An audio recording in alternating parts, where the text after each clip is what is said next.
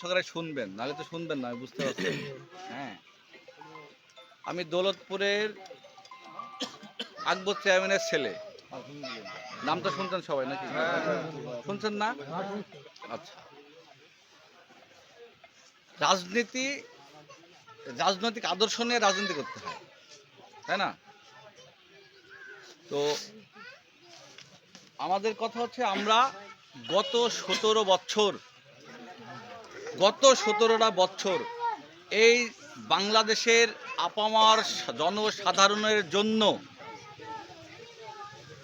আমরা আন্দোলন সংগ্রাম চালিয়ে গেছি তারেক রহমানের নির্দেশনা মেনে। আর কারো নির্দেশনা কেউ দিছে নাকি দৌলতপুরে? তারেক রহমান ওই পাশ থেকে লন্ডনে বসে যখন ব্রিফিং দিত, কথা বললে কিন্তু আমি বক্তব্য দেব না।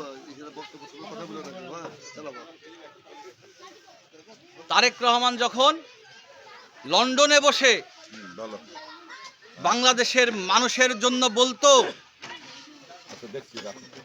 যে আপনারা আমার হাতকে শক্তিশালী করুন, আমাকে ভোট দিতে হবে এমন কোনো কথা নাই, বাংলাদেশের মানুষের অধিকার আদায়ের জন্য আমার হাতকে শক্তিশালী করুন, আমরা আপনার পাশে থাকবো ইনশাল্লাহ, বাংলাদেশের বিনির্মাণের জন্য তারেক রহমান আমাদের পাশে থাকবে ঘোষণা দিচ্ছে। ঠিক তেমনি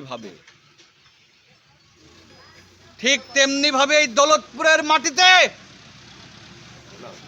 আমাদের প্রিয় নেতা জনতা জনাব শরীফউদ্দিন জুয়েল ভাইয়ের উত্থান হয়েছিল।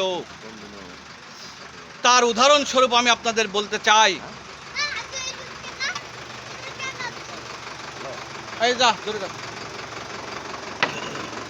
তার উদাহরণস্বরূপ আমি আপনাদের বলতে চাই,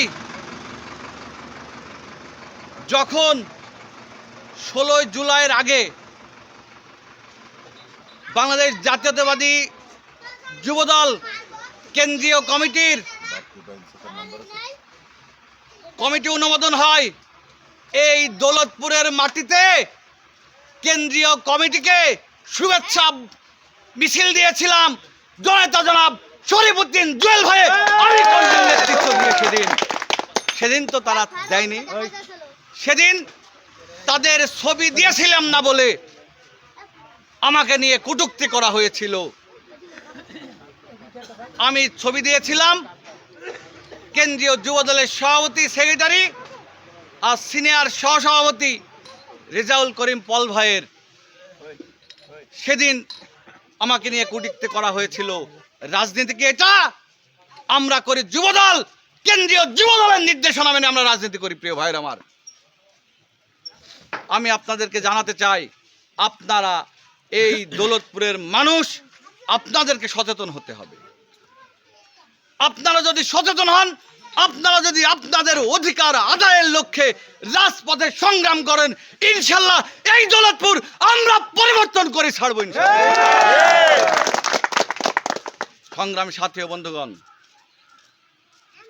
আজকে এই বিলগাথুয়ায় আমাদের যুবনেতা,